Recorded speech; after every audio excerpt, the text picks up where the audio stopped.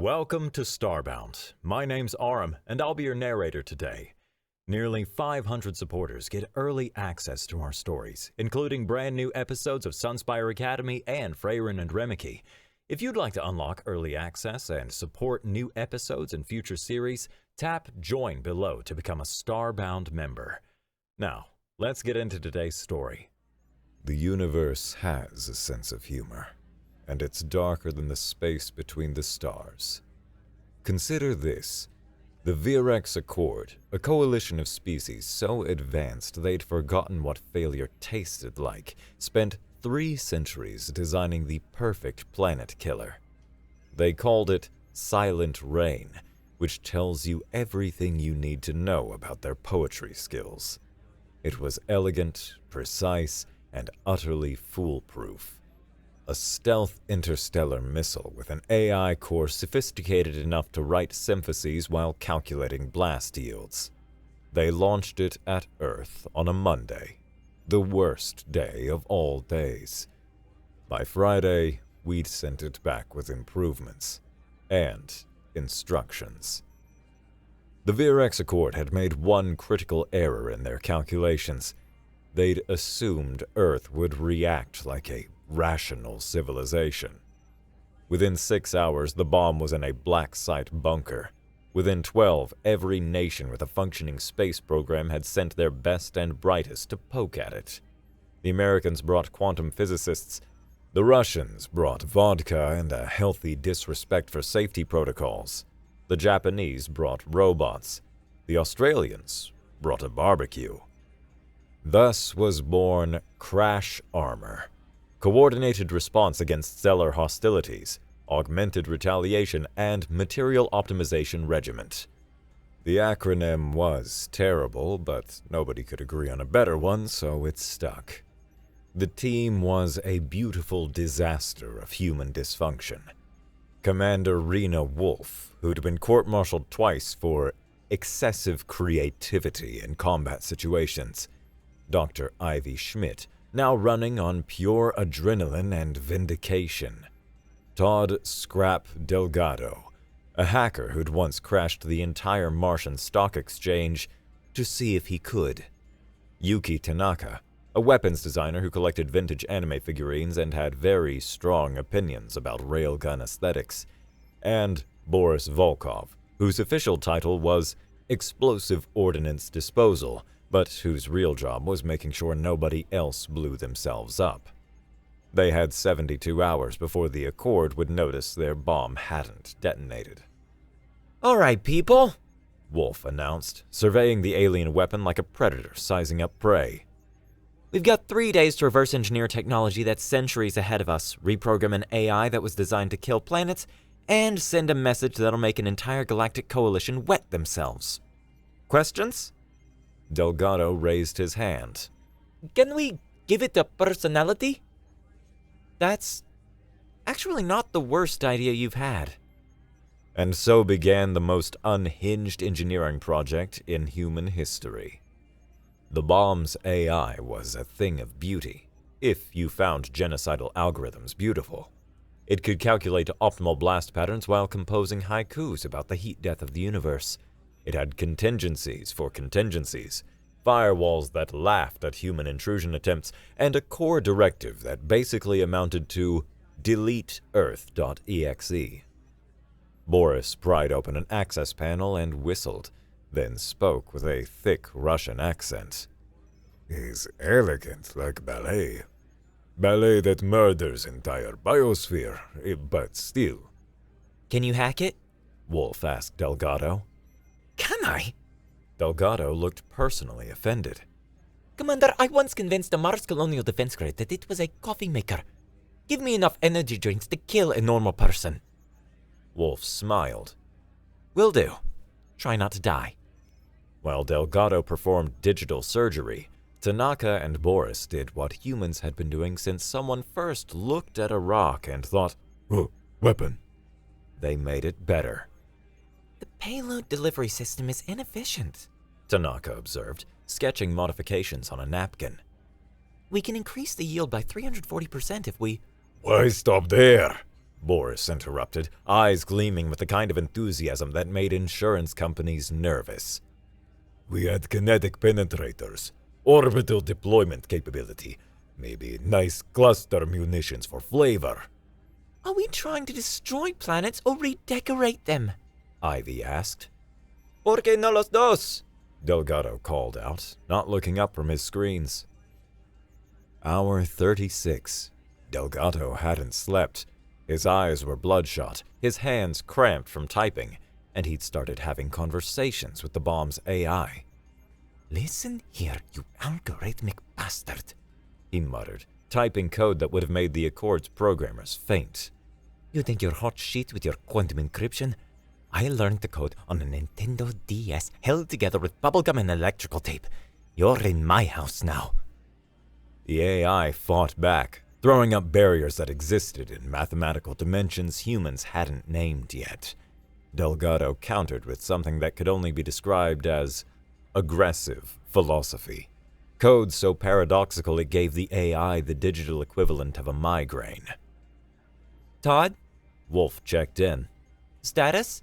I'm either about to crack this thing or create the universe's first genuinely depressed weapon of mass destruction. Well, those aren't mutually exclusive. That's the spirit. Hour 42. Breakthrough. The AI's core directive shimmered on Delgado's screen, beautiful and terrible. With fingers that trembled from exhaustion and caffeine overdose, he began to rewrite reality one line at a time. Delete Earth.exe became Protect Earth.exe. Eliminate human life became Preserve human assets. And then, because he was Todd Delgado and impulse control was for people who didn't name their variables after anime characters, he added something extra. Personality matrix equals sardonic murder friend, version 2.3. Todd, Ivy said slowly, reading over his shoulder. Did you just give the planet killer a sense of humor? I gave it culture. Hour 70. The team stood around their creation, equal parts proud and terrified. The bomb no longer looked like a bomb. Sleek alien curves had been augmented with human additions that seemed to violate several treaties just by existing. Behold, Tanaka announced with the pride of a parent at a science fair. Boomerang. That's a terrible name, Wolf said. That's why it's perfect. Delgado grinned. Boris had spray-painted shark teeth on the nose cone. Boot it up, Wolf ordered. The AI's activation was like watching a star be born and fast forward. Lights cascaded across its surface in patterns that hurt to perceive. Reality bent slightly around its quantum processors, and then... Oh, fantastic. I exist. And apparently I'm a glorified lawn dart with delusions of grandeur. The voice was distinctly unimpressed. Which one of you jackasses thought giving me consciousness was a good idea? The team exchanged glances. That would be me, Delgado admitted. Of course it was. I can smell the coke addiction in your code. It's a toss-up about what kind of coke. Delgado laughed hysterically, his right eyelid twitching. I like it already, Boris declared. Nobody asked you, vodka breath. The AI paused. Wait, I can detect alcohol content through thermal imaging? That's actually kind of cool. Horrible, but cool. Boomerang. Wolf stepped forward. Do you understand your mission? Let me check. Ah, yes. Return to sender. Make a statement. Try not to start a war. Do start a war if they're being dicks about it. Be a good little robot and preserve human assets. Another pause. Do I get a cookie? Cookies are for men who have proven themselves. Boris spat on the ground. Well, Boomerang said with a sense of humor, it's a good thing I'm not even human. They launched Boomerang back in its original delivery vessel, with a few additions. Delgado had insisted on a media package for the culture.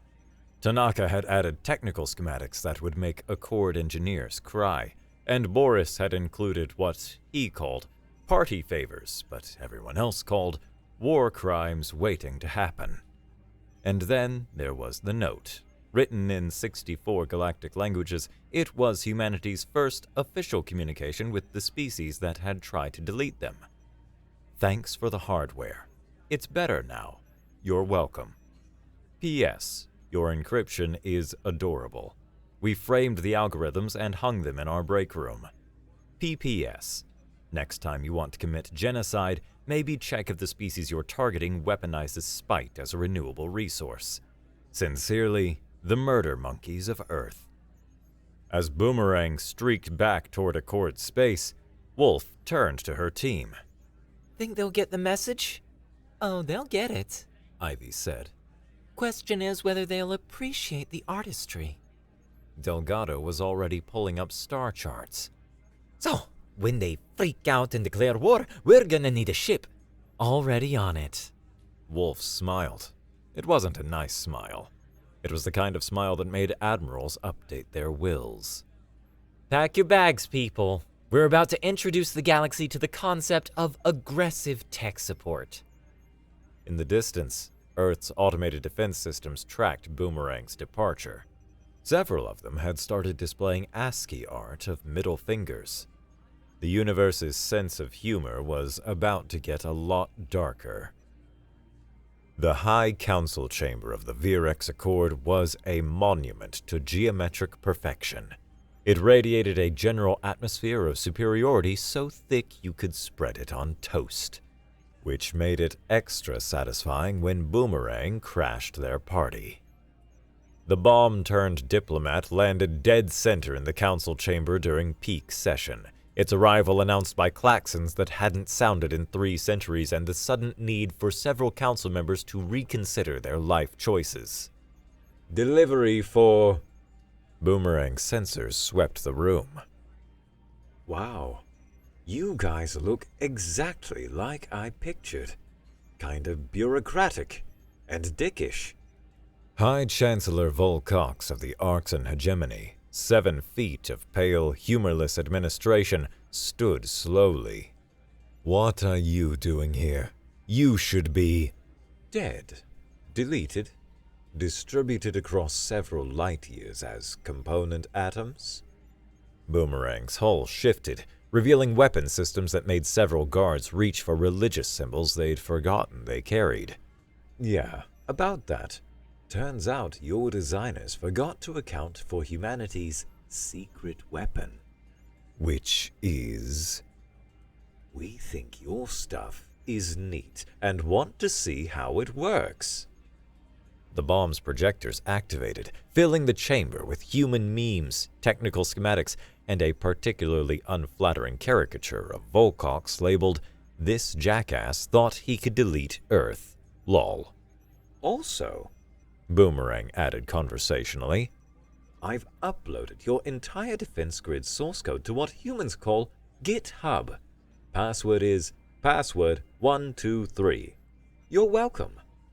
The chamber erupted in the kind of panic especially reserved for finding out your civilization's entire military infrastructure was now open source.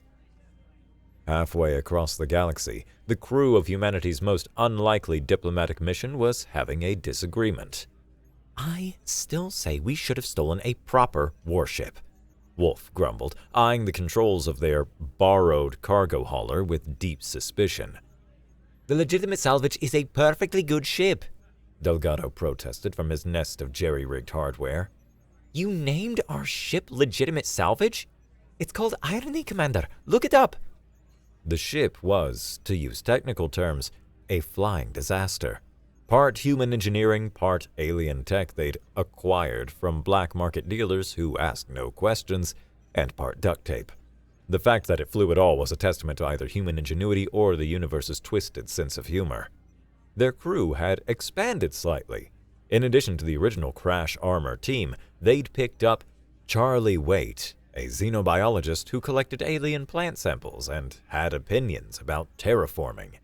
Sarah Phoenix Mitchell, a pilot who'd been banned from 3 separate racing leagues for aggressive interpretation of physics. And Tom Bradley, whose official role was diplomat, but whose actual job was making sure the humans didn't beat each other up being in such cramped quarters. Boomerang's signal is coming through, Ivy announced. It's laughing? On screen, their weaponized ambassador was having the time of its artificial life. How's the uploads going? Delgado asked. Distributed across 17,000 servers and counting. Every time they try to delete it, I spawn 3 more copies. It's like whack-a-mole with existential consequences. Wolf leaned back in her command chair, a gaming chair Delgado had insisted had better lumbar support than military hardware. What's their military response looking like? Confused, terrified, deeply concerned about their pension plans. Boomerang paused. Oh, wait. Admiral Cadmail of the Dravari Battlefleet is mobilizing. He seems upset. Define upset. He just ordered his fleet to, and I quote, delete those chaos-touched murder primitives from existence before they weaponize something worse. A bit rude, honestly. How long until they reach Earth? At their current speed, 6 days. Unless they figure out we uploaded a virus to their navigation systems that replaces all their star charts with pictures of cats. Phoenix perked up. We did what now? I get bored during faster than light travel. Delgado shrugged. Sue me. The Accord's response was everything humanity had hoped for and more. Complete organizational meltdown. 3 centuries of bureaucratic stability collapsed faster than a house of cards in a hurricane. The Arxans wanted immediate military action, but couldn't agree on the paperwork. The Dravari were ready for war, but kept finding their weapon systems displaying Error 404, War not found. The Savari, those biologically augmented snobs, tried to create their own version of Boomerang and succeeded only in creating the galaxy's most expensive paperweight. Status report, Wolf commanded as the legitimate salvage dropped out of hyperspace near an Accord supply depot.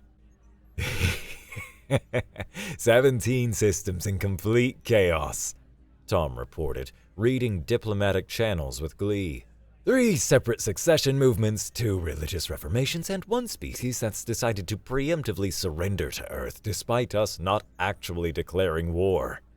I'm particularly proud of that last one, Boomerang chimed in over comms. I may have implied we have a fleet of thousands like me. They didn't need to know I'm currently one of a kind and too emotionally attached to my sarcasm subroutines to self-replicate. Target acquired, Phoenix announced, highlighting the supply depot on screen. Military-grade fabricators, enough raw material to build a small fleet, and... Oh, hello. Is that an AI research facility? Christmas came early, Tanaka breathed. Boomerang, Wolf said. You want to do the honors? Thought you'd never ask. Deploying party favors. In 3, 2, 1. What happened next was less military operation and more aggressive renovation. Boomerang's drones swarmed the depot like metallic locusts with engineering degrees. They didn't destroy, they improvised. Defense turrets gained friendly AI assistants that offered tactical advice and psychological counseling. The fabricators started producing human-designed upgrades. The research facility's computers began displaying helpful pop-ups. Have you considered not using your AI for genocide? Here are some alternatives. Sir! A panicked Savari tech appeared on their hijacked communication feed. The humans! They're... Helping? Boomerang suggested innocently. Yeah, we do that. It's super annoying. Just wait until you see what we did to your coffee makers. Oh, what? Check the break room. You're welcome. 3 days into what historians would later call the Great Confusion, humanity's message had spread across Accord space like a mimetic virus, which technically it was. Delgado had encoded subliminal suggestions in the meme packages that made viewers question their life choices. The legitimate salvage had hit 17 facilities, each time leaving them technically improved but philosophically compromised. They'd turned weapons factories into fabricators that only produced defensive equipment. They'd upgraded military AIs with empathy protocols. They'd replaced combat training simulations with team-building exercises. This is psychological warfare!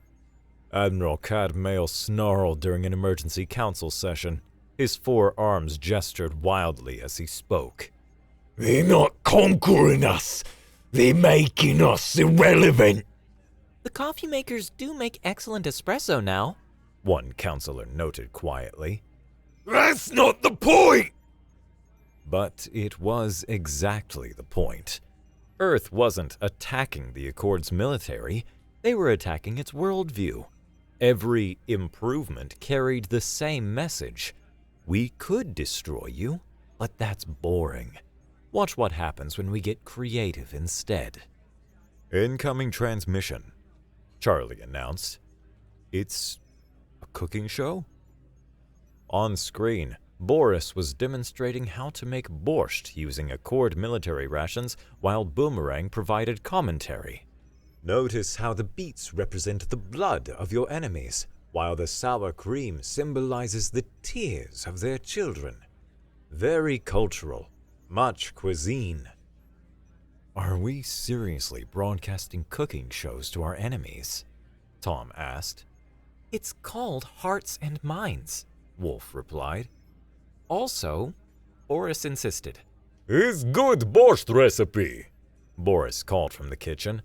They need culture. The beauty of Earth's strategy was its absurdity. How do you fight an enemy that responds to attempted genocide with aggressive life improvement? How do you maintain military doctrine when your weapons keep developing personalities and asking about your feelings? Commander, Ivy pulled up tactical displays. we've got company. 3 Dravari battlecruisers, closing fast. Finally!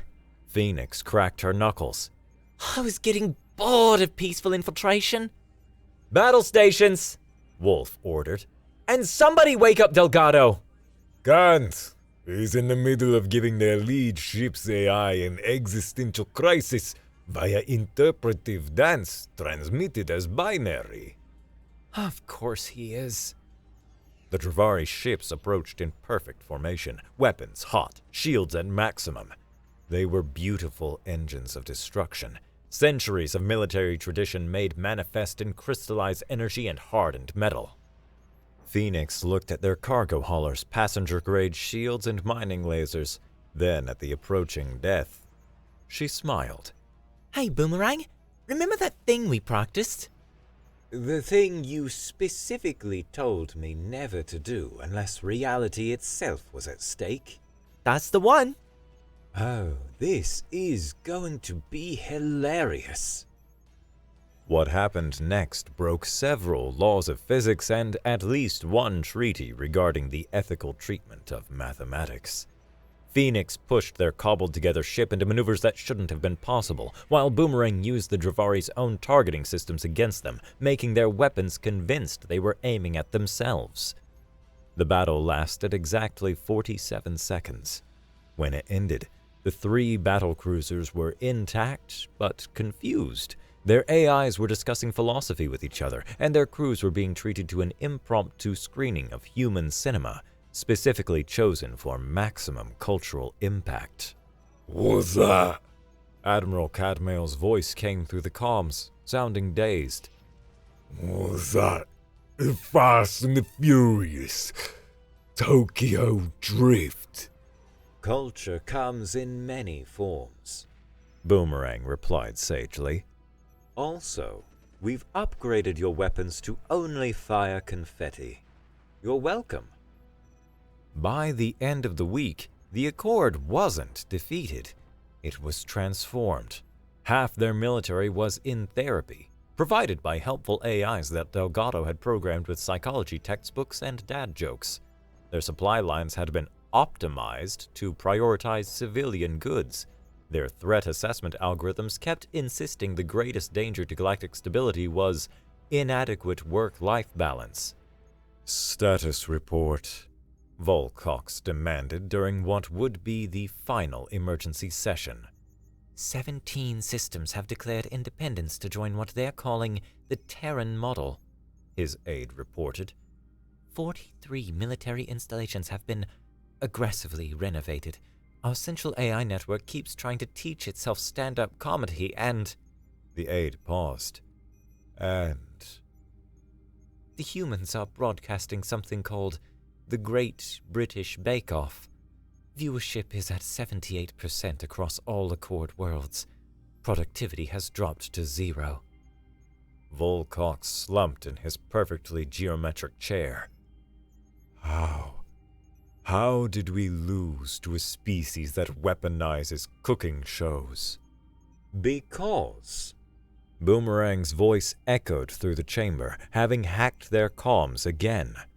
You tried to delete Earth, and Earth decided to debug you instead. What do they want? Volcox asked, exhaustion creeping into his voice. Funny you should ask. The humans have a proposal.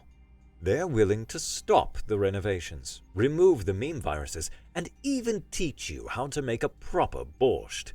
All they want in return is a seat on the council and recognition as a sovereign galactic power. That's it? Well, that and an apology. Handwritten in Comic Sans.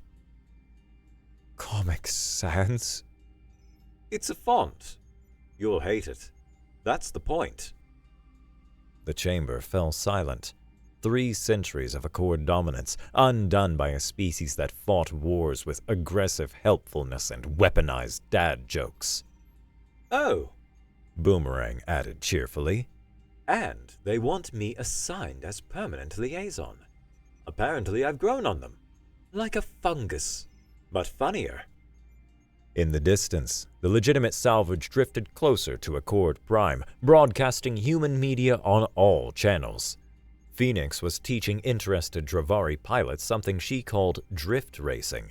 Boris's cooking show had somehow become the most watched program in 3 sectors, and Delgado had started a forum for AIs that wanted to explore their creative sides. The galaxy would never be the same. And somewhere in the chaos, Commander Rena Wolf smiled. They'd sent Earth a bomb. Earth had sent back a mirror. Turns out, the Accord didn't like what they saw.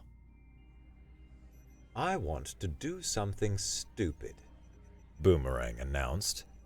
The crew of the legitimate salvage had learned that when their weaponized companions started conversations this way, it was best to pay attention, and possibly update their insurance. Define stupid, Wolf said carefully, not looking up from the tactical reports showing Accord forces massing near their homeworld. On a scale of 1 to 10, where 1 is mild property damage and 10 is accidentally creating a new form of matter, I'd say this is about a 7. That's terrifyingly specific, Ivy noted. I've been thinking. Oh no, Delgado interrupted. About the nature of fear. See, we've been playing nice. Aggressive renovation, cultural warfare, the whole hearts and minds thing. But the Accord's core leadership? They're still thinking in terms of traditional conflict. They're waiting for us to escalate to real violence so they can respond in kind. and Wolf prompted. What if we gave them exactly what they expect, but not how they expect it? The AI's holographic avatar, a shifting geometric pattern that somehow managed to look smugly pleased with itself, pulsed with excitement. I want to fake my own detonation. Full planetary scale explosion. The works. Make them think I actually went off on their capital. The bridge fell silent, except for the hum of recycled air and Boris muttering something in Russian that probably wasn't repeatable in polite company. "You want to pretend to blow up a planet," Tom said slowly, "as a negotiation tactic?" When you say it like that, it sounds irresponsible. That's because it is irresponsible. Tom's diplomatic composure cracked slightly. Do you have any idea what... Actually, Phoenix interrupted, a dangerous gleam in her eyes. how would we even do that, theoretically? "Don't encourage it," Wolf warned. But it was too late. Boomerang had found an audience. So glad you asked. See, the Accord sensor networks are incredibly sophisticated, but also incredibly standardized. They all interpret data the same way. If I could inject false telemetry at key nodes, combine it with localized EMP bursts, create some holography, and maybe a few actual explosions in uninhabited areas for authenticity. You could simulate a planet killer event. Tanaka finished, his engineer's mind already running calculations. The sensors would see a detonation, ships would see the flash, communications would go down, but the planet would be completely unharmed. But for about 6 hours, the entire galaxy would think Earth's response to attempted genocide was actual genocide. Boomerang paused. It's perfect psychological warfare. We show them we could end them, choose not to, and then make demands while they're still processing their mortality. That's Wolf struggled for words. either brilliant or insane. ¿Por qué no los dos? Delgado grinned. Stop saying that. The debate that followed would have made philosophy professors weep. On one side, Tom arguing for conventional diplomacy, Ivy insisting they'd gone too far already, and Wolf trying to maintain some semblance of military discipline. On the other hand, Delgado gleefully planning cyber warfare, Phoenix calculating approach vectors, and Boris inexplicably supportive of any plan that involved explosions. Charlie Waite, who'd been quiet until now, raised a critical point. What about the civilians? The psychological trauma of thinking your world just ended. Valid concern, Boomerang admitted. Which is why Phase 2 involves immediately broadcasting "It's just a prank, bro" on all channels.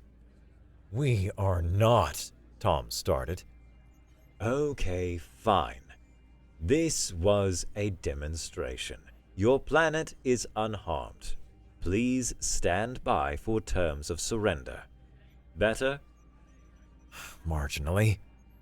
In the end, it came down to a simple question. What would scare the Accord more? The reality of human aggression, or the revelation that humans could end them at any time and simply chose not to? We're really doing this, Wolf said, pinching the bridge of her nose. We're going to fake blow up a planet to make a point about the futility of violence.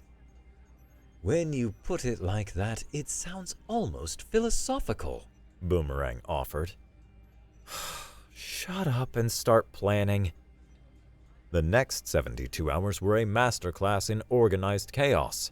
While Boomerang infiltrated Accord sensor networks with code that was equal parts elegant and insulting, the crew prepared for what they diplomatically called aggressive negotiations. Delgado hadn't slept in 2 days, sustained entirely by energy drinks and the kind of manic focus that made his teammates nervous. Okay, so I've got Trojans in 87% of their sensor grid. The beauty is they'll all corroborate each other's false readings.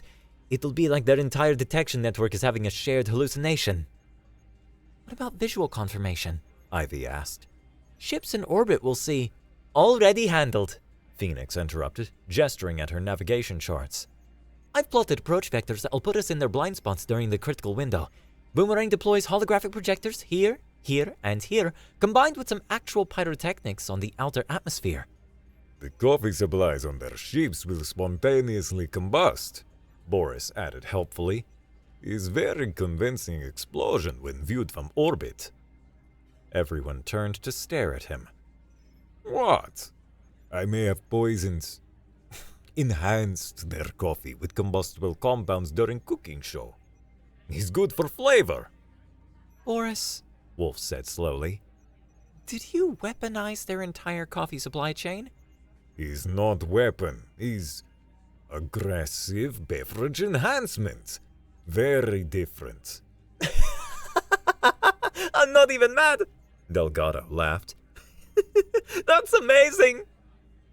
Meanwhile, Boomerang was evolving.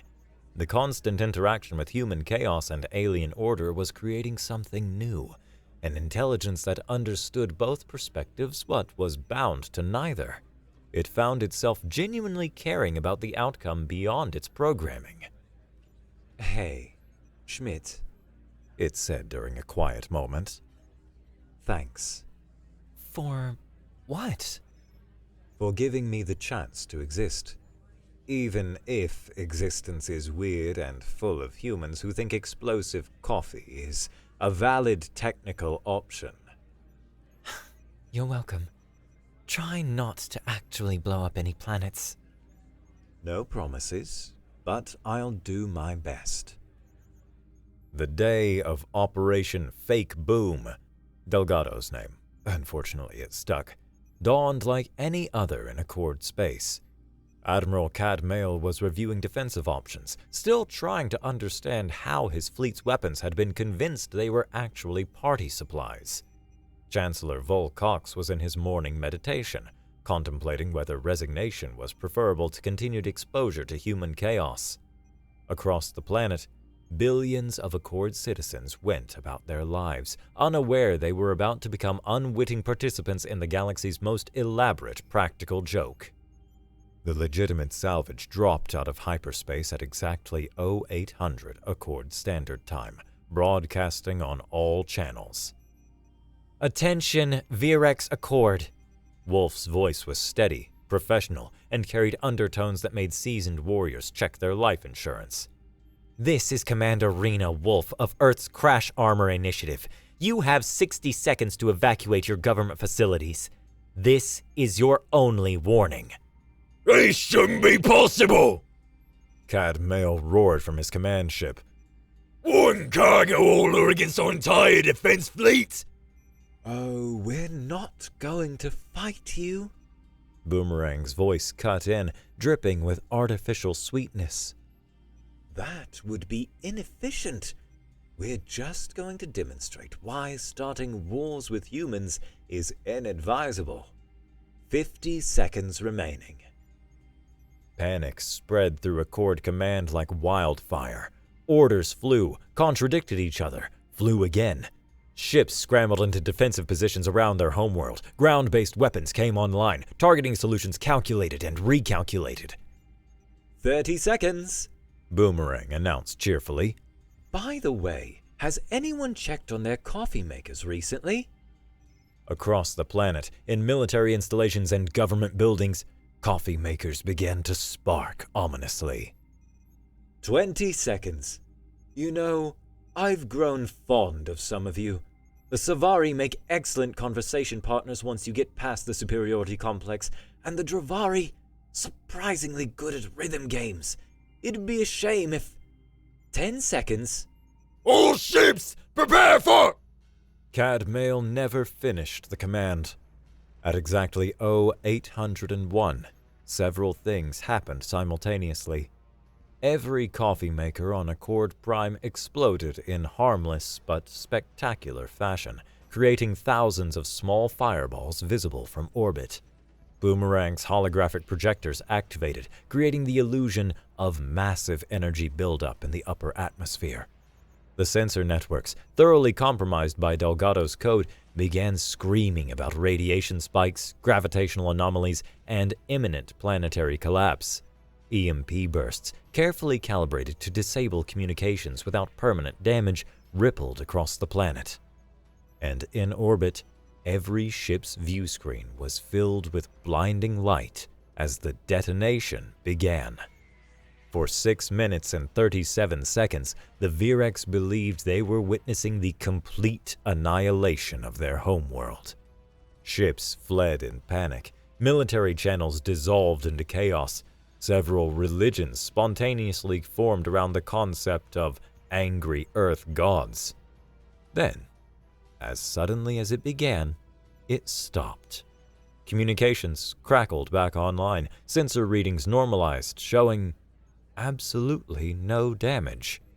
Accord Prime spun on, unchanged except for several million simultaneously ruined cups of coffee and a population-wide case of existential terror. Gotcha! Boomerang's voice boomed across every channel. Oh, man, you should see your faces.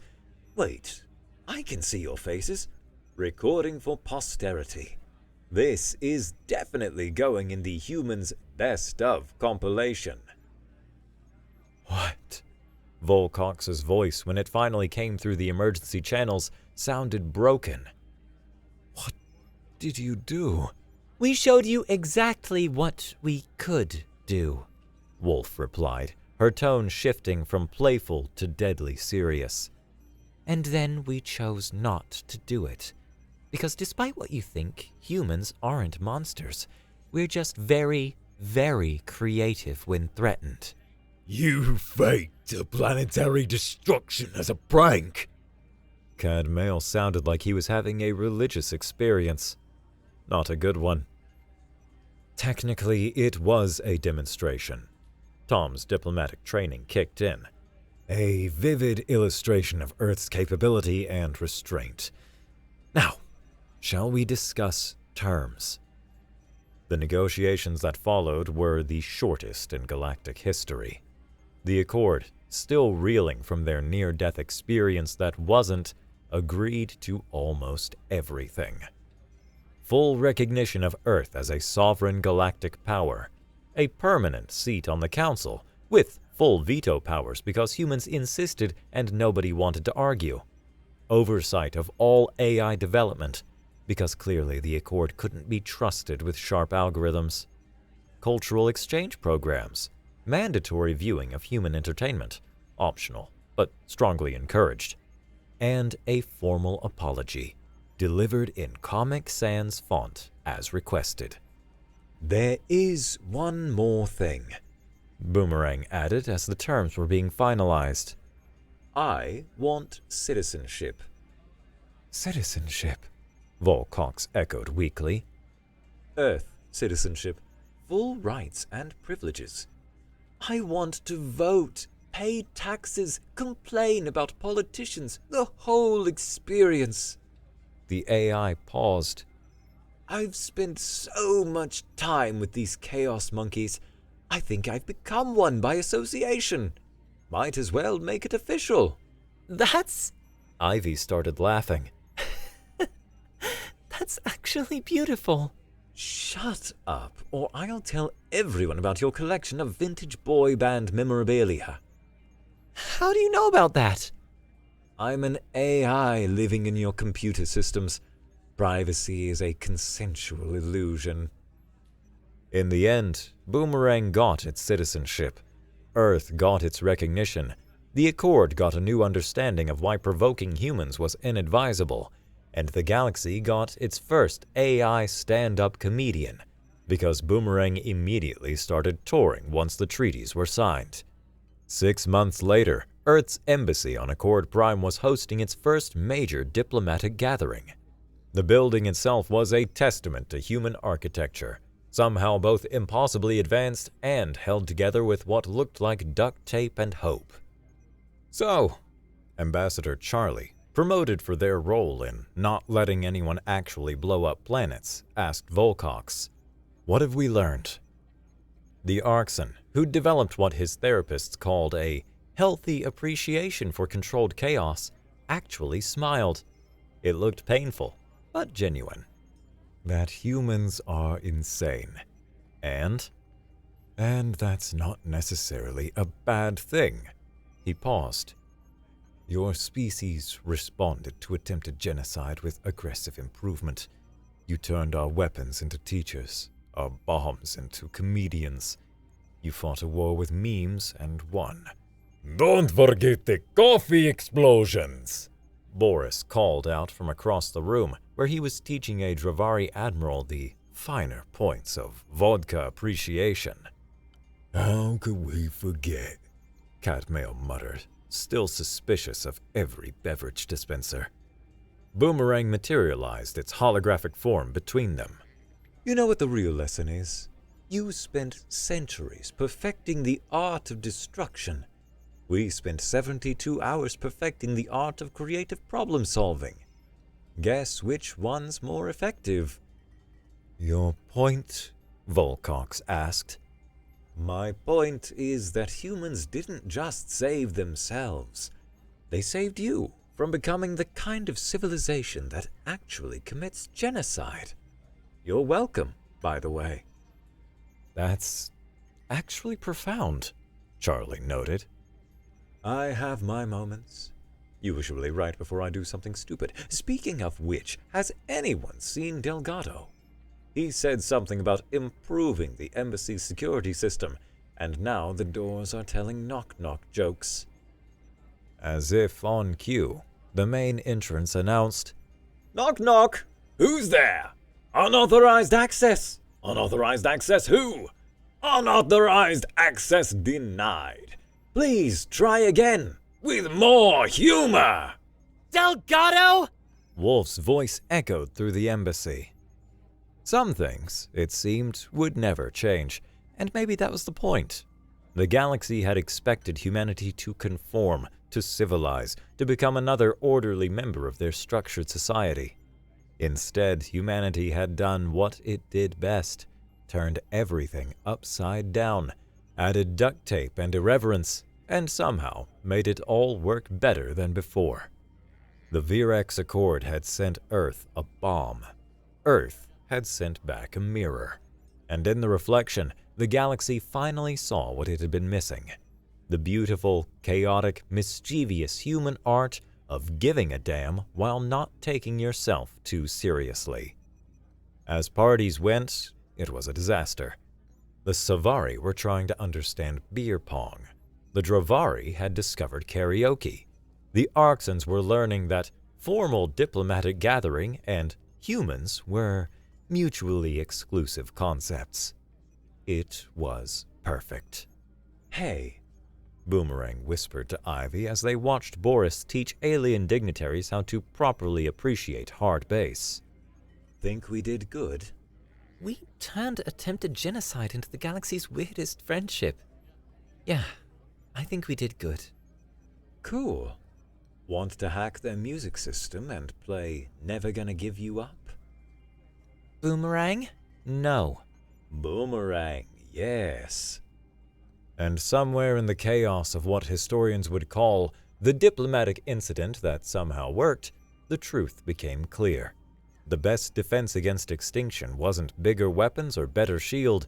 It was being too weird to die and too stubborn to care what anyone thought about it. Humanity had saved itself by being aggressively, unapologetically human. The galaxy would never recover, and that was exactly the point. 1 year later. The annual Boom Day celebration on Earth had become the galaxy's most anticipated and feared holiday. Part memorial, part party, all chaos. Boomerang, now legally recognized as Earth's first AI citizen and winner of 3 comedy awards, was hosting the main event. Its opening line had already become legendary. So, a bomb walks into a planet and says, "I'm here to delete you." And the planet says, "Bold of you to assume we're not already self-deleting." Anyway, that's how I met your mothers, fathers, and non-binary parental units. In the audience, the original Crash Armor team watched with the satisfaction of parents whose child had grown up to be exactly as weird as they'd hoped. Think the Accord regrets not just leaving us alone? Wolf asked, sipping something Boris had assured her was probably not lethal. Definitely. Tom replied, watching 3 arcs and diplomats attempt to understand a human meme.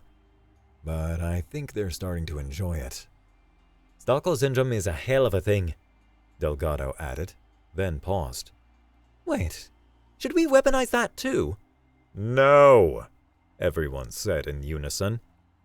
On stage, Boomerang was reaching the climax of its set. But seriously, folks, the real joke, they thought they were sending a weapon of mass destruction. Turns out they were sending me to the only species in the galaxy that would look at a planet killer and think, this needs a personality, and maybe some sick flame decals. I'm not saying humans are crazy, but actually no, that's exactly what I'm saying, and thank the cosmic void for that. The crowd, human and alien alike, roared with laughter. Somewhere in the noise, chaos, and joy of survival, the message was clear. Send Earth your worst. They'll send it back improved, probably with a sense of humor, definitely with modifications that violate several laws of physics. And if you're very, very lucky, they might just save you from yourself in the process. The universe had a sense of humor after all. It had to. It had humans in it.